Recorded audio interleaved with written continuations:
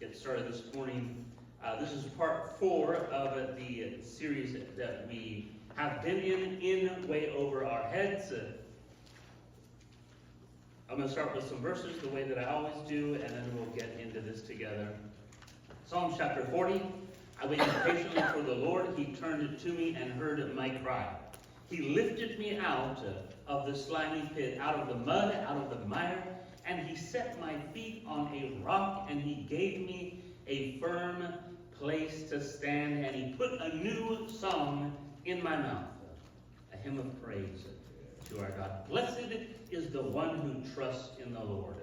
And then in Mark chapter 9, the story that we started this series with about the father with his young child that was being oppressed and afflicted, who came to Jesus because he was in a way over his head, didn't have any answers, didn't have any solution, didn't have anywhere to go to. He came to Jesus and said, "If you can do anything, have pity on me and my son and help us." And Jesus said to him, "If I can, everything is possible for the one who believes it." And immediately the boy's father said this thing that we all can relate to so much when he said, "I believe, Lord, please help me overcome the struggles that I have with my unbelief." So we've been talking about the different seasons of our lives that we go through as we follow the Lord, the challenges that we face during those seasons that can feel overwhelming at times, like we are in way over our heads. And what we learn from the scriptures is facing these overwhelming challenges, even though it is not something that any of us look forward to, it still is a part of the normal maturing process for every follower of Jesus. If you are having a hard time, it is not because there's something wrong with you. I mean, there is something wrong with you. There's something wrong with all of us.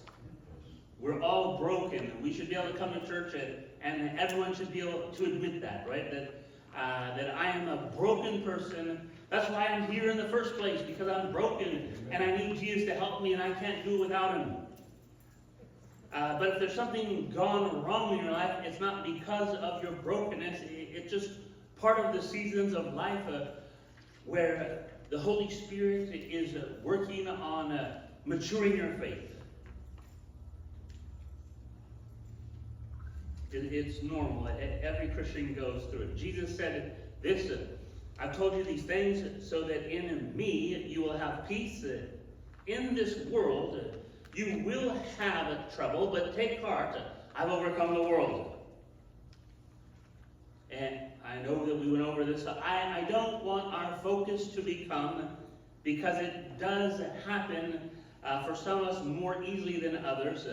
I don't want us to get fixed on, you will have trouble. We will have trouble. But the mistake I often make is all I see is the trouble part of life. Even when we have our problems, we don't only have our problems, we always have our Savior, right? Jesus said, "I will never leave you, I will never forsake you." You may be going through one of the most difficult seasons of your life right now. If you are, you're not going through it alone. Psalms chapter 40, "I waited patiently for the Lord, and he turned to me and heard my cry. He lifted me out of the slimy pit, out of the mud and mire. He set my feet on a rock and gave me a firm place to stand." Isaiah 46, "Listen to me, my people, you whom I have upheld since your birth, and have carried it since you were born. Even to your old age and gray hairs, I am he. I am he who will sustain you. I have made you, and I will carry you. I will sustain you, and I will rescue you." John 3:16, "For God so loved the world that he gave his one and only Son, that whosoever believes in him shall not perish but have everlasting eternal life." So, I don't want to be focused on you will have trouble. I want us to be focused on take heart, I have overcome the world. Isaiah 65, Before they call, I will answer. While they are still speaking, I will hear. Psalms 18, he rescued me because he delighted in me. Psalms 50, call upon me in the day of trouble, and I will deliver you, and you shall glorify me. We want to get our thoughts fixed on Jesus Christ, the Lamb who was slain, who in his death has destroyed death, the Lion who has conquered, who in his life has given us abundant life now and forevermore. And that's something that I want us to remember.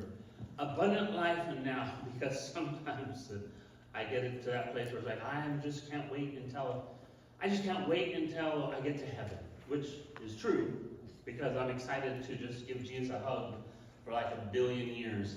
But abundant life isn't just for when this whole thing is over, it's right now, right? Jesus come to give us abundant life now. Let's pray together and talk about this idea. Father, thank you this morning that we can get together as God's people and talk about encouraging things, difficult things, the wonderful promises of God, the struggles that we have. Lord, I just felt in my spirit that there were some people who were feeling overwhelmed in life and needed an encouraging word, including myself. And so I just pray for everyone that has come to this place who feels like they are in it over their heads. I pray as we listen to the Word of God and hear about how God can and will handle it, that when we leave this place, we will leave with the confidence that God is handling everything that we are facing and going through. I pray for that in Jesus' name. Amen.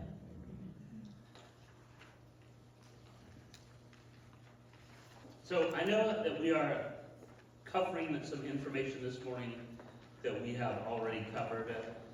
We talked a little bit about this idea that God will never give you more than you can handle, which is not right. If you say that to people, please stop saying it. That sentence is so close to being right, though. It is so close to correct it. If we just change one very important word, it makes all the difference in the world. What we can start saying to people is, the Lord will never give you more than he can handle. He doesn't want us to handle it in our own strength. He wants to handle it by teaching us to lean on him and to draw all of our strength from his grace. Colossians chapter 1. The Apostle Paul, writing to the church, writing to us, and listening to what he says. I have so much information, I can't talk about everything that I'd love to stop and comment on. So hopefully you take the scriptures home, look at them. Just listen to what Paul says. I rejoice in what I am suffering for you. You don't hear a lot of sermons on Colossians chapter 1, verse 24. I rejoice in what I am suffering for my church family. I fill up in my flesh what is still lacking in regard to Christ's afflictions for the sake of his body, which is the church. He is the one we proclaim, admonishing and teaching everyone with all wisdom, so that we may present everyone, here it is, fully mature in Christ. To this end, I strenuously contend with all the energy Christ so powerfully works in me. To this end, I strenuously contend. So Paul is working. The Apostle Paul is taking steps. He is putting things in motion. He is taking action. Right? Paul is not sitting in an office in his synagogue waiting for the Lord just to drop all of the blessings of heaven in his lap the way I sometimes do here at the church. But Paul teaches us how he is doing the work, And he subsequently teaches us how we are supposed to be doing the work that we do in the kingdom of God. He says, to this end, I strenuously contend. I'm working, I'm doing the energy, I'm investing, I'm spreading the gospel, doing the Great Commission, traveling from town to town. But he says, this is how I'm doing what it is I'm doing. I'm doing it with all of the energy that Jesus Christ is pouring into me and working through me.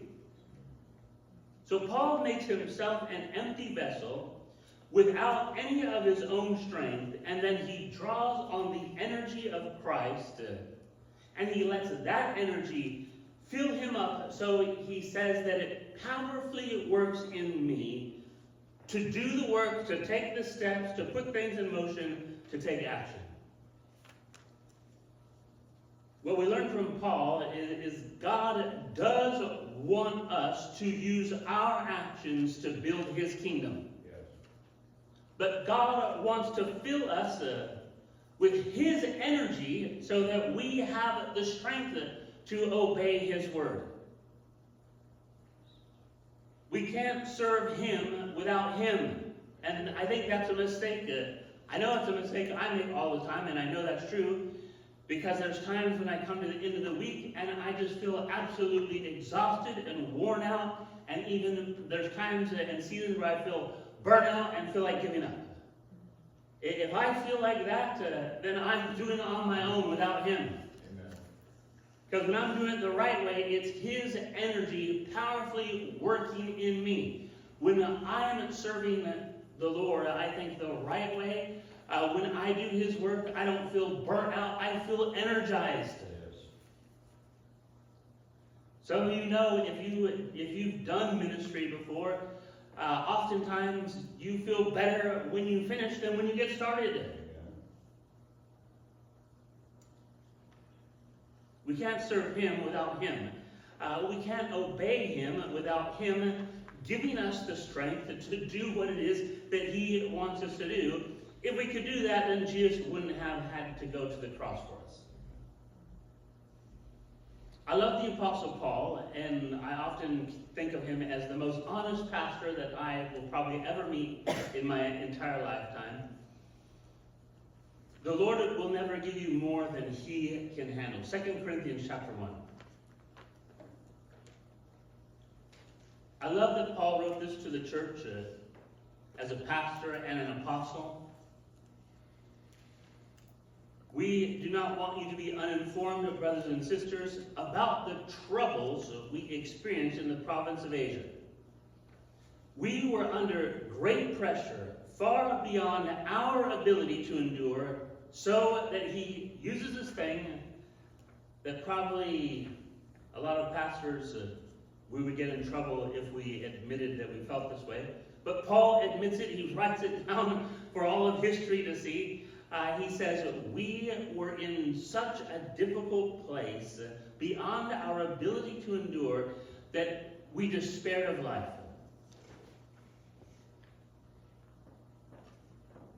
Indeed, we felt we had received the sentence of death. And now this is what, right, Paul connects it to the reasoning. Why is this happening? This happened that we might not rely on ourselves, but that we would learn to rely only on God, who raises the dead. And then I love verse 10 where Paul says, he has delivered us from such a deadly peril. He will deliver us again from a deadly peril. On him we have set our hope, that he will continue to deliver us. So the Apostle Paul and his friends, they also experienced times of trouble where they felt overwhelmed, like they were in it and in it over their heads. And it wasn't just some small little thing. He said, we were under great pressure, far beyond our ability to endure. We despaired of life itself. We felt we had received the sentence of death. And I want to ask my brothers and sisters in Christ a favor. If you know someone and they are going through something similar to what the Apostle Paul was going through, and they are just pouring out their heart to you about their struggles, telling you what they're going through, using words like the Apostle Paul was using, where he says, I had despaired of life. I'm asking you to please do me a favor. Don't just shut people down with our positive confession pep talk. Okay? I absolutely believe in positive confession, and I believe that because I've been a very negative person for a long time. And I kind of went through this thing, and the church went through this thing, I don't know, maybe 15 years ago, where it's like, oh, let's just be real with people. So I decided, yeah, I'm going to try and be real. And so people would be like, hey, Pastor, how you doing? And I'd say, terrible. Because I was trying to be real with people, right? Because I was doing terrible, so. And one thing I learned after about 6 months of telling people about how terrible I was doing and how broke I was and how everything was going wrong with my life, what I did learn from that experience is it wasn't very helpful. It was not helpful. It did not uplift me. It wasn't encouraging. And when I got done talking about how terrible everything was, I didn't feel better or uplifted. So I decided I don't know about being real. I mean, it's a good thing to be real, but so there's a fine balance between that positive confession pep talk. But when someone's pouring out their heart to you, right, let them have a moment to pour out their heart to you. Listen to David in the Psalms. I think if David was some of our best friends, that he would never have been able to say some of these things that he said in the Word to us, because we would be like, oh no, David, don't talk like that. Come on now. He says, why, Lord, do you stand far off? Why do you hide yourself in times of trouble? How long, Lord, will you forget me forever? How long will you hide your face from me? How long must I wrestle with my thoughts and day after day have sorrow in my heart? My God, why have you forsaken me? Why are you so far from saving me? So far from my cries of anguish? My God, I cry out by day, but you do not answer. By night, but I find no rest.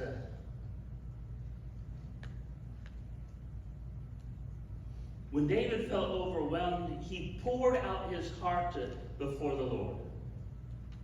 When Paul felt overwhelmed, he poured out his heart before the Lord.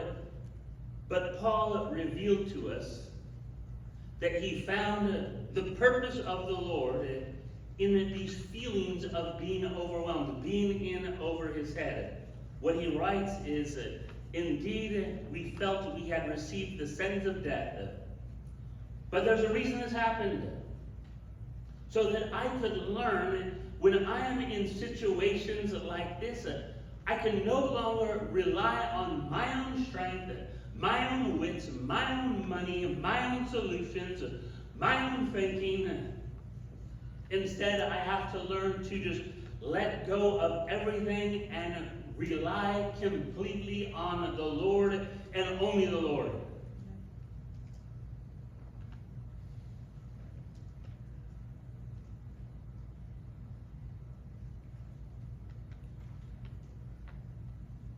So I've got some examples of all the things, not all the things, because it's already too long. Some things that the Lord has already handled. I've got some examples. So if you're going through it this morning and you feel like you are in it over your head, we're just talking about some things that the Lord has already handled for people just like you, who thought it was impossible, who thought there was no way they were going to get through it, that it was never going to work out. They couldn't even see how God could even do it, and God did it. He handled it, and I hope it encourages you to believe that what you're in right now and what you're facing right now, God can and will handle it for you, just like He's done for so many people throughout all of history that have followed Him and are His children. Genesis chapter 1, I think, is a great example of God just handling it, right? In the beginning, God created the heavens and the earth. God said, let the land produce vegetation, and it was so. God said, let there be light, and it was so. And if you go to Genesis 1, you'll just find over and over again, God said it, and then it happened. God spoke it, and then it existed. And God said, let us make mankind in our image and in our likeness. And so God created humankind in his own image. All of creation, God simply handled it. All the wonders of the universe, the Milky Way galaxy, an infinite number of stars and planets and moons and comets, all of the complexity of our solar system and all of the ecosystems of the earth that we live in, every beautiful sunrise and sunset that we don't even pay attention to anymore. Sometimes I'm so convicted when I see a sunset and I just realize that God has created me and put me in this place with a purpose and called me because he loves me and has a plan for my life. All of the complexity of the human body and human relationships, everything from the very beginning to the very end, all of creation, God simply handled it. God said it, and it happened. And he took 6 days, and then he took Sunday off, or whatever day it was. Right? Maybe it was Saturday, I don't know. I don't want to minimize anyone's struggles that they're having, but I want to maximize our Creator. Yes. Because that's the mistake I make so often, is I maximize my problems. I get my eyes fixed on the things that are difficult, and then my problems become so big and my God becomes so small. When I should be doing the exact opposite of that, getting my eyes on Jesus, where he becomes so big that he fills the horizon. And I understand that if this Jesus is for me, then it doesn't matter who is against me. It doesn't matter what is against me. Nothing else matters. When this Jesus is on my side, none of it matters. God said it, and it was so. Jesus said it. He said, it is finished. That thing that you're facing, Jesus already handled. The Exodus, talking about God handling some things. That's a whole pile of chapters, right? So we're not going to go over all of it. Exodus chapter 3. The cry of the Israelites has reached me, and I have seen the way the Egyptians are oppressing them. So now go, I am sending you to Pharaoh to bring my people, the Israelites, out of Egypt. But Moses said to God, who am I that I should go to Pharaoh and bring the Israelites out of Egypt? And Moses was right. Right? Moses could not handle on his own, by himself. I don't care how good of a leader you are, you cannot handle leading 2 million Hebrew people out of slavery in Egypt, leading them across miles and miles of desert without any food or any water or any shelter, no protection from your enemies. No one can handle that kind of assignment that's just put in their lap, right? Go into the court of Pharaoh and tell Pharaoh, let my people go. Moses said, I can't handle that. And he was right.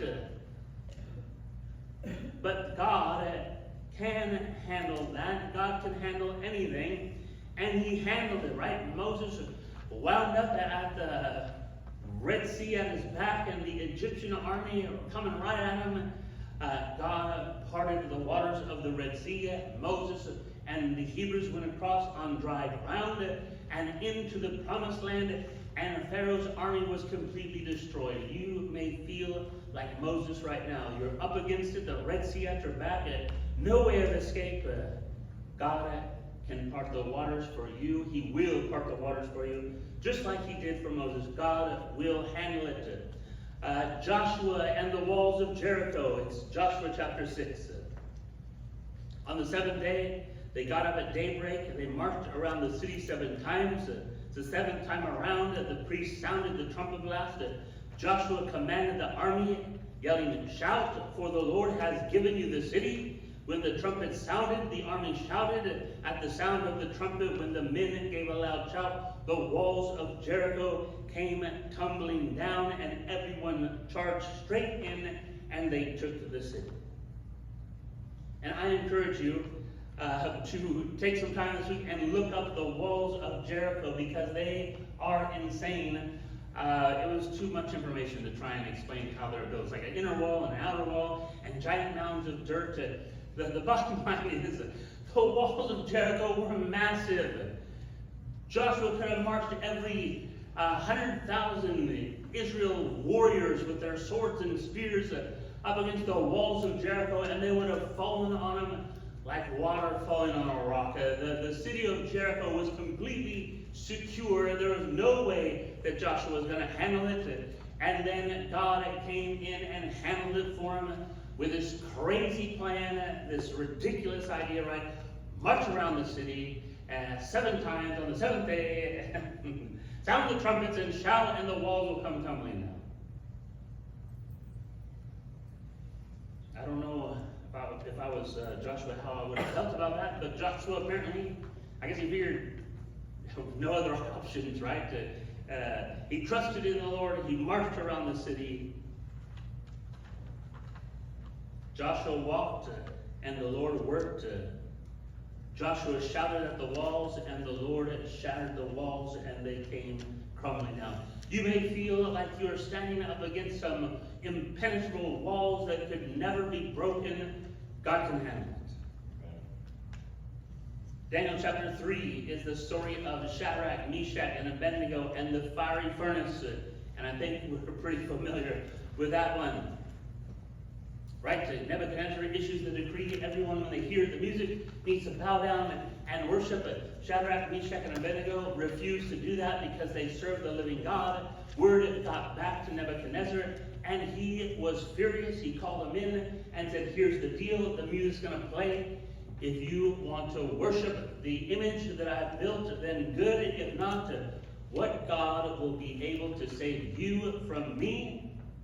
Right? Nebuchadnezzar said, "Who can handle this?" And Shadrach, Meshach, and Abednego said, "Here's the deal, King. We don't know if our God can handle it or not. We believe that he can.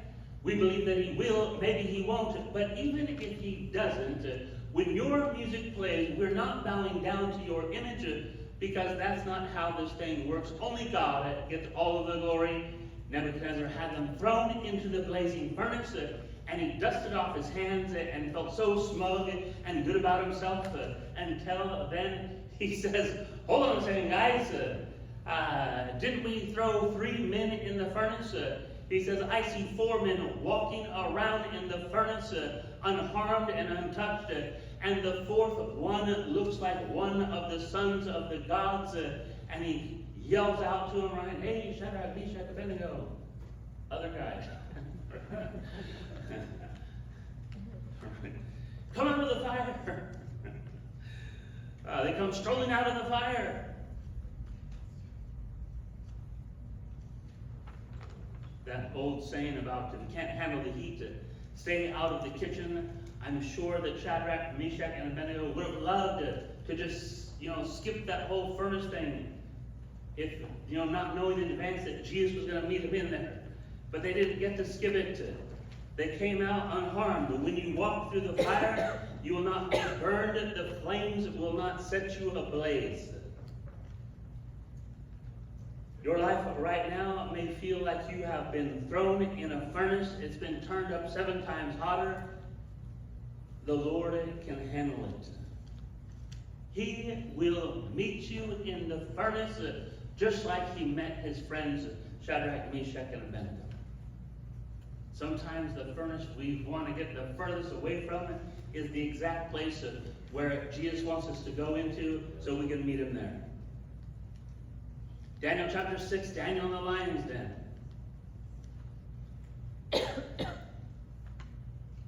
Daniel, who is one of the exiles from Judah, Same situation. The king says something crazy.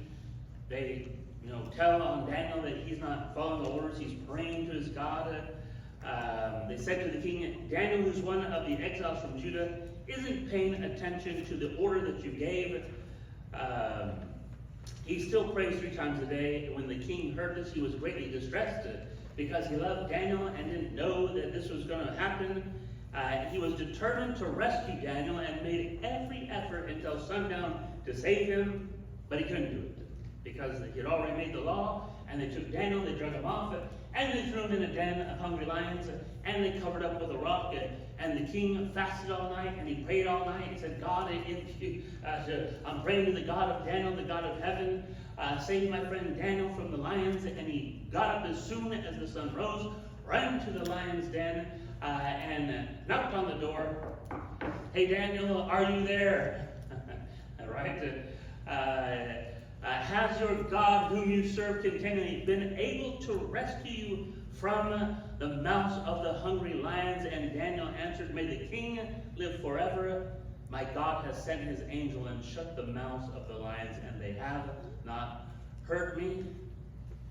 So the king, seated on the throne of Babylon, couldn't save Daniel from his own law, but the king, seated on the throne of heaven, handled it. You may be facing the lion in your life, right? It may just feel like life has become so hard. Can God handle it? He can handle it. Jonah chapter 1 and 2, right? Jonah and the big fish. The Lord provided a huge fish to swallow Jonah. Jonah was in the belly of the fish 3 days and 3 nights. From inside the fish, Jonah prayed to the Lord his God, and he said, in my distress I called to the Lord, and he answered me. From deep in the realm of the dead I called for help, and you listened to my cry. But I, with shouts of grateful praise, will sacrifice to you. What I have vowed I will make good. I will say, salvation comes from the Lord. And the Lord commanded the fish to let Jonah go, right? To put it nicely. Jonah couldn't handle the call of God on his life because he was trying to do it on his own, from his own understanding, from his own strength. And so when God told him to do something that made him uncomfortable in his call, he ran away from God's calling on his life to do his own thing. Thankfully, the Lord loves us, and some of us have been there before, right? We're running away from the Lord, but the Holy Spirit is running right after us. And he's fast. He will track you down, right? I didn't write down David's song, but I remember he said, where can I go to flee from the Lord, right? If I go to the mountains, he's there. If I go to the depths of the sea, he's there. Anywhere I run from him, he finds me. So just so you know, if you're thinking of backsliding, it is a miserable place to be. So don't do it, because he's going to chase you down. Jonah couldn't handle it.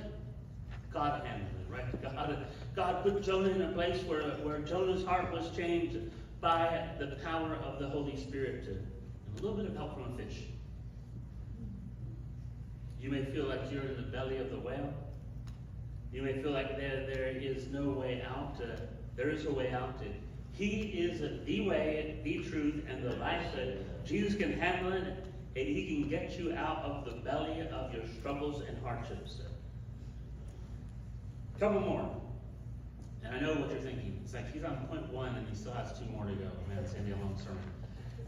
Point number 2, point number 3 are very, very short, I promise you. So you can like, whew, okay.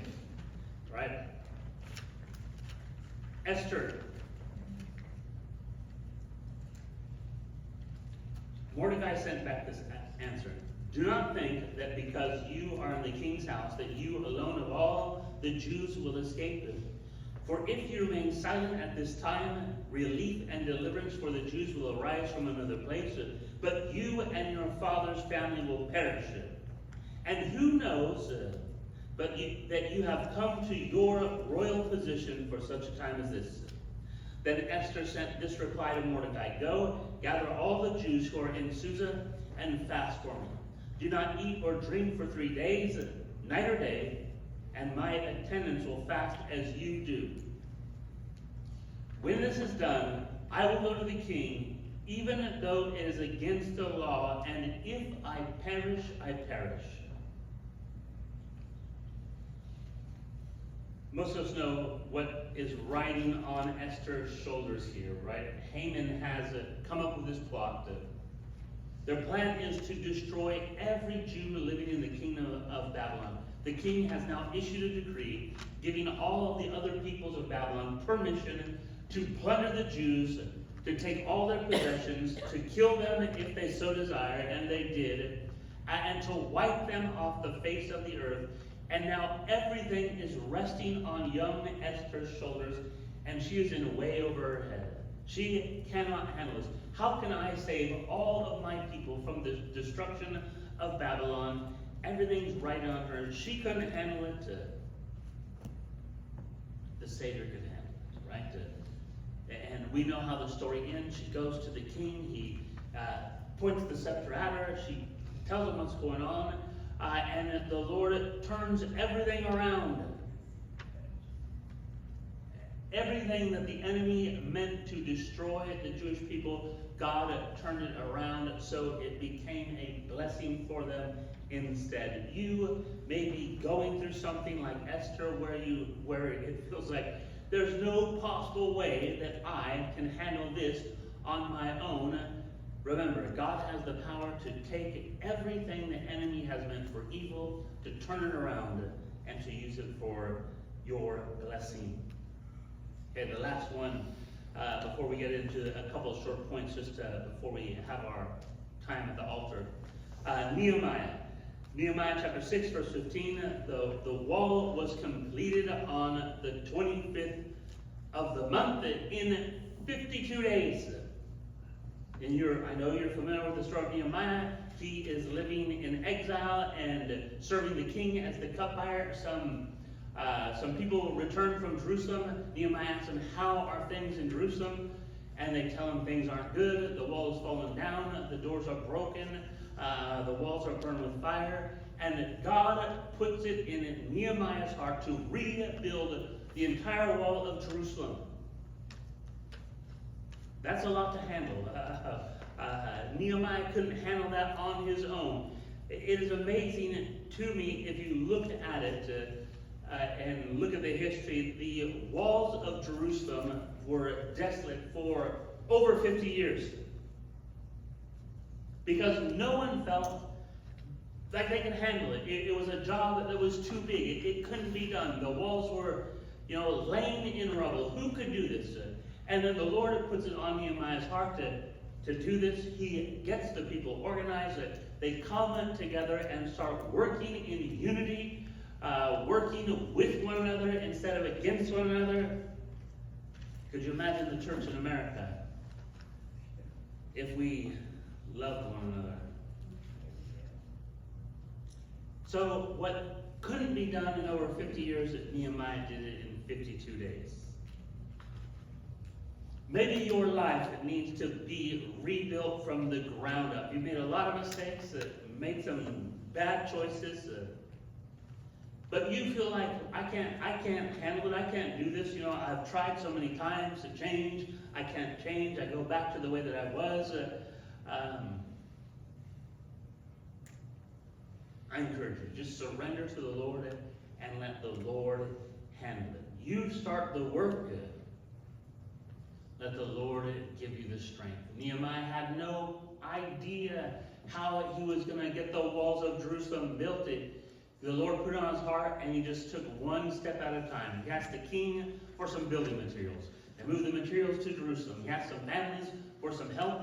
Some families started working. Everyone saw what was going on. The momentum kept building. Everyone got involved, and God handled it, and the walls got finished in 52 days. So here's the last couple of things that are a little less exciting than the first couple of things. The Lord will handle it. Whatever you're going through, the Lord will handle it. He will handle it in His time. Galatians chapter 6. Let us not become weary in doing good, for at the proper time we will reap a harvest if we do not give up. So the very fact that Paul has to put in there, right, if you don't give up, means that we're going to face things and we're going to be in situations where we're going to want to give up. That's why Paul puts it in there. God is going to do it. God is going to handle it. God's time is not our time, but He does have a proper time, and He will reap that harvest if you call on His strength and rely solely on Him to carry you through until the time when the Lord does what He says He's going to do. This is difficult. Here's the thing, and I know that we probably all know this. Our time and His time are never the same time. Everything we want it done yesterday. Right? The things I need God to do, I need Him to do them right now.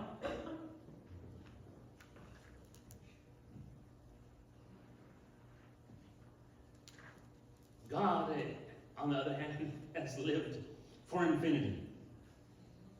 He doesn't get in a big hurry because He is more concerned about my character than He is concerned about my comfort.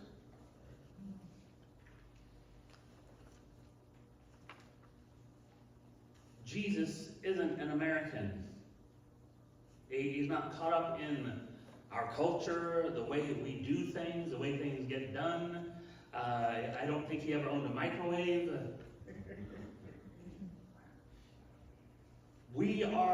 My generation is the microwave generation. I remember when we got a microwave. All the young people were like, man, should we ride a dinosaur to school too or something? I remember my mom cooking potatoes in an oven for like an hour. And then we got a microwave, and it was like Harry Potter had visited or something like that. It's like the devil. His time, right? Habakkuk. The revelation awaits an appointed time. It speaks of the end. It will not prove false. Though it linger, wait for it. It will certainly come and will not delay. The Lord is going to handle that thing you're going through, but it's going to happen on His timeline. I do want to encourage you, wait for it. Don't give up. It will certainly happen. And then one more less exciting thing. He's going to handle it His time. He's going to handle it His way. For my thoughts are not your thoughts, neither are your ways my ways, declares the Lord. As the heavens are higher than the earth, so are my ways higher than your ways, and my thoughts than your thoughts. So is my word that goes out from my mouth.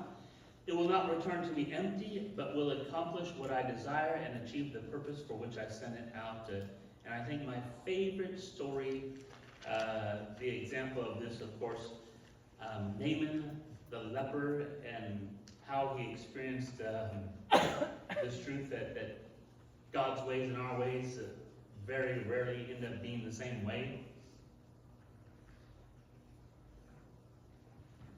I think you probably know the story of Naaman. He was a commander of the army of the king of Aram. He was a great man and one of the commanders of the army, except that he had leprosy. And Aram had went out raiding against Israel and had taken a little Israelite girl captive, and she told the people she was serving, "Oh, if only my master would go to Jerusalem, there's a prophet there that he could see, and he would pray for him, and he'd be healed of his leprosy. And so Naaman goes off to Jerusalem, and he sees the king, and the king is just flabbergasted, at this request that I heard if I came, there's a prophet here that will pray for me, and I'd get healed. Elijah hears about what's going on, and he sends to the king and has Naaman come to his house. And so Naaman goes to his house, and he knocks on the door. He's expecting the man of God to come out the front door and to lay his hands on him and pray for him and instantly be healed of his leprosy, except that's not what happens, right? He goes to Elijah's house, and he knocks on the door, and instead of the pastor coming to the door, the associate pastor comes to the door. No one, not to be, sorry sister. I was a youth pastor for 10 years, so I know exactly. No one wants the associate pastor to pray for them. Everyone wants the senior pastor, the lead pastor, the bigwig. And then the associate pastor doesn't even pray for him. He just says, I talked to Elijah. Elijah sent me out here. He said, go down to the Jordan River, dip in it 7 times, and when you're done, you'll be cleansed. And the Bible says that Naaman turned and he stormed off and he left in a rage. Because that's not how he had preconceived that God was going to work in his life. He had already come up with this whole scenario in his own mind that I'm going to do this and then God is going to do this. I was going to say, I don't know about you, but I do know about you because you're just like me. I do that all the time, and it is such a letdown. I did that, when we came here, I had preconceived what God was going to do, how he was going to do it, and God didn't do it.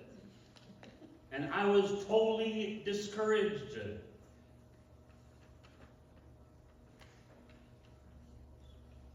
And so, do yourself a favor. Don't try and figure out how God's going to do that thing that you need handled. I know you come up with so many, like 10 scenarios. That if God would just do this, and then it's all just going to fall in. And God doesn't do it. Why isn't God doing it? Come on, Lord, it's this easy. I've told you 1,000 times in the prayer room, just this, and this. Why aren't you doing it? He's not going to do it. It is not going to happen. And so Naaman storms off in a rage. He says, I can go take a bath in the town I came from. The water's cleaner there. Anyways, and his friend tells him, hey, why don't you just take a breath, hold on a minute. Why don't you just do what the prophet, if the prophet told you to do some crazy, ridiculous thing, you would have done it. Why don't you just go wash in the Jordan and see what happens? He calms down, he goes to the Jordan, he gets in the water, he washes it, and he comes out completely healed. I know that, we can figure out so many ways that God can just solve our problems for us. Right? There's so many solutions that we've come up with, and God isn't doing any of them. I know that it gets difficult to wait on the Lord, and many of you in this room know the same thing because you've been doing a lot of waiting for a lot of time. So I don't mean to make light of any of that struggle that anyone's going through. My encouragement is if you can't figure out what in the world God's doing, you are not alone. We don't figure it out. He does it, and then it just blows our minds. That's how the Lord wants to do it. If we could figure out, it always goes back to the same thing, right? If we could figure out how to do it, we wouldn't need him to do it. But we need him to do it, and that's why we need to figure it out. We surrender it, and we lay it down, and we say, Lord, here is this thing. I'm in way over my head. I can't handle this. I know that you can handle it because I've seen all the things you've handled for thousands and thousands of years. All the people that you've helped. I know you can handle it. And that's the simplicity of our altar call this morning is if you're here and you have something and you need Jesus to handle it for you. He's handled so many things. He's going to handle your thing, but it's going to be in His time and it's going to be His way. And so I just encourage you as we turn on some worship music, stick around for a song or two songs and pray for the grace that you need to wait for His time and not give up, and to surrender your anxious thoughts of trying to figure out how God's going to do the thing that you need done, and just to let Him do what He needs to do.